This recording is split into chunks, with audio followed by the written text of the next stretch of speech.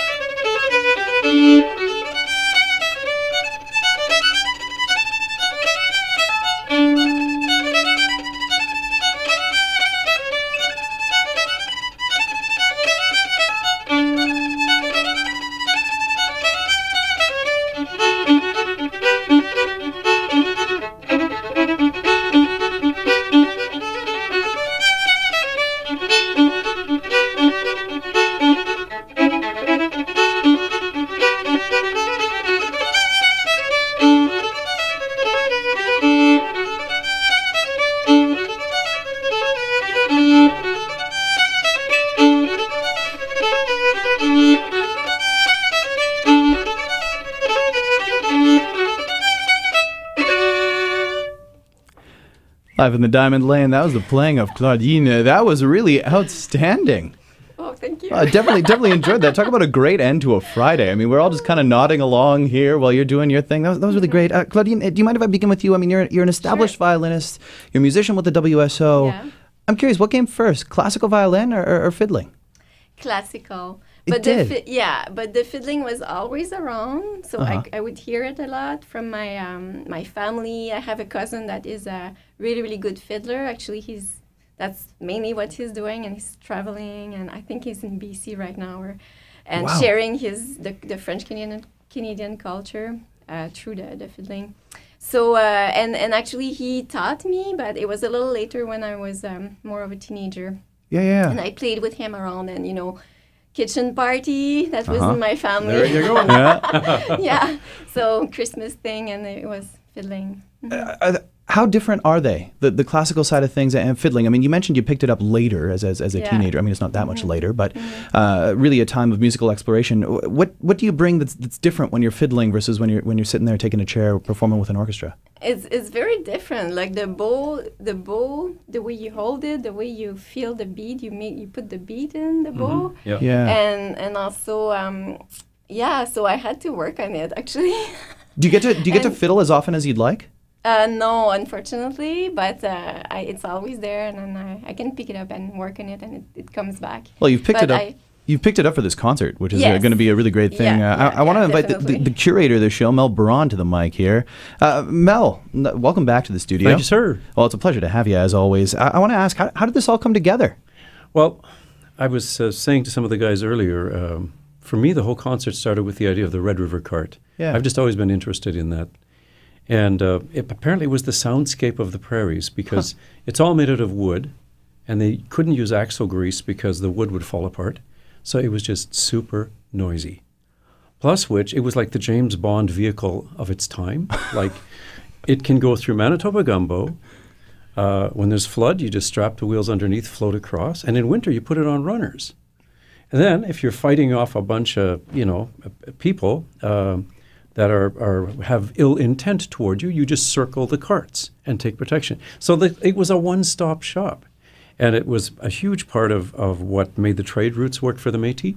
So it started with that, and I got this idea to write an ode to the Red River cart and put together a whole bunch of Métis folk songs gathered from the Gabriel Dumont virtual website, and then strung a narrative in there about the Red River cart. And so that's my contribution. And then we commissioned Eliot, and he came up with a wonderful story, which you'll hear. Yeah. And we knew we wanted to include fiddling, and so Claudine's here, and we also were able to get Alexandre Tétreault, a young fiddler from the Lorette area, and we'll hear more about Lorette in a second. And so he plays in a different style than Claudine, and that's been very interesting. And so we put together this whole program, and it's the way the choir is able to interact with the fiddlers and do our own thing. So, I mean, it's not just a concert, it's also a little bit of a history lesson that we're getting as well. Yeah, you're going to learn all about the Red River Cart, and we've got these ballads written by Pierre Falcon, the Falcon Lake guy, and which tell the whole story of how the Métis beat up on the Grenadiers at the Battle of Seven Oaks, things like that. Yeah. And then also some contemporary history in the piece that Eliot's written. Well, I mean, it just sounds like a quintessentially Manitoban type of show, you know? Kind of like Very Manitoban. Yeah, I was going to say, I mean, next I feel like you're going to come with a show that is like of honey dill sauce or something like that. You know, this could happen. Honestly, we'll talk to the music committee. Yeah, all right, sounds good. So speaking of quintessentially Manitoban things, I want to invite Eliot to the mic here. I know you've been commissioned for this great concert, aka History Lesson, which is going to be great.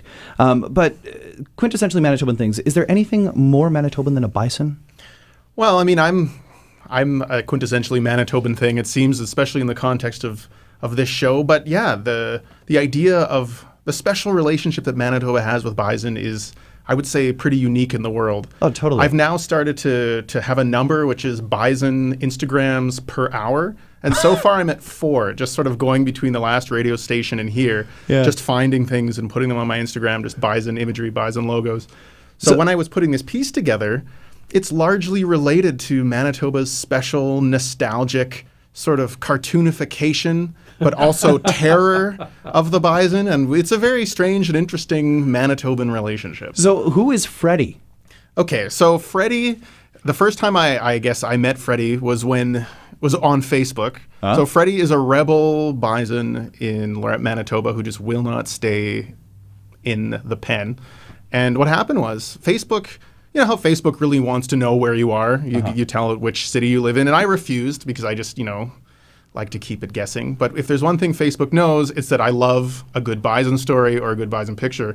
So within milliseconds of the Freddie Run Story coming out, I had French and English versions of the Run Freddie Run story in my inbox. So Freddie is a rebel bison from Lorette, Manitoba, who seems to have charmed the entire community, and he definitely charmed me. So when I saw that spot, I just thought there's got to be a piece here, and it was the final kind of link in a long chain of bison-related imagery for me to finish up this piece. Well, so let's hear a little sampling of that piece. I was wondering, would you mind introducing this little demo we're going to hear here? Sure. So this is a piece that's all about kind of time disparity and the romantic cartoonification of the bison. So there's bison sounds, there's samples from my great uncle's Métis fiddle that he sort of handed down to me. And what you're going to hear is the moment in the piece where the Camerata Nova has been singing, and they've been singing all of this text about, sort of humorous text about Freddie the Bison being a rebel. And then part of that is the Facebook and the internet text that's all coming in. And so that is speech synthesis, almost like a robot voice. So this is the moment where the robot voice kicks in, kind of like a pipe organ. The music of Eliot Britton in the Diamond Lane, that from a new work commissioned by Camerata Nova. Eliot, that is really something. Oh, thank you. And inspired by a Facebook story about a bison running. So it's a Facebook story, but also there's a whole bunch of stories that are all about bison that apparently just will not stay where us humans are trying to keep them. So the first one that I found was a New York Times article, I think from 1911, talking about how the last wild bison just could not be caught and corralled, so they had to all be shot. And those bison, the last 12, one of their skulls is in the Manitoba Museum.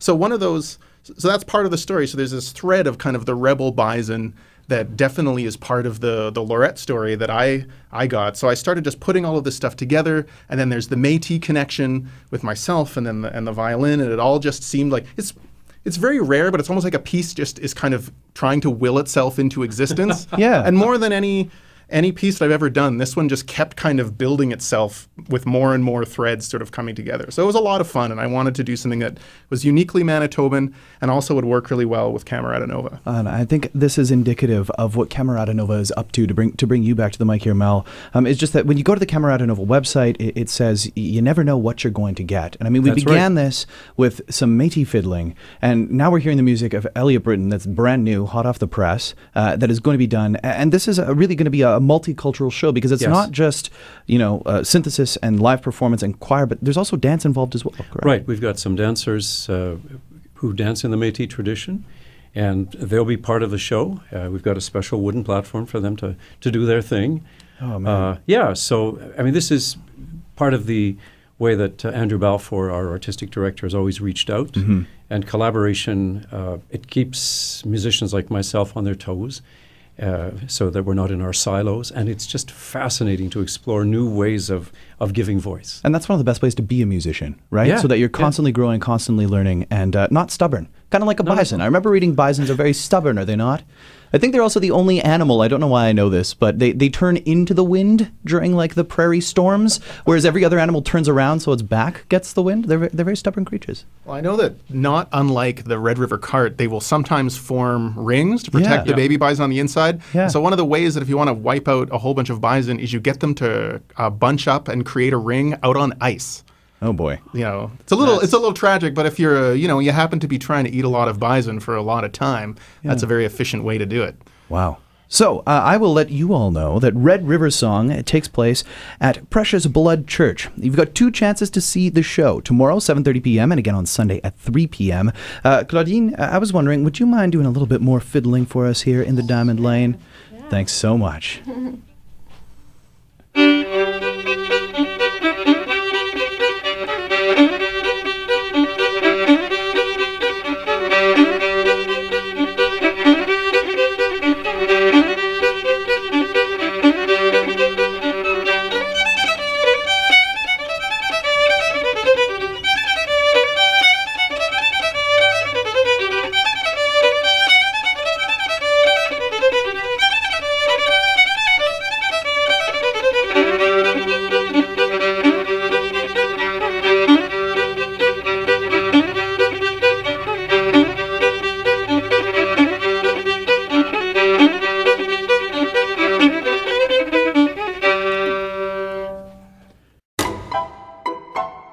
107 Live is Classic 107's intimate concert series, brought to you by Birchwood Jaguar, the art of performance.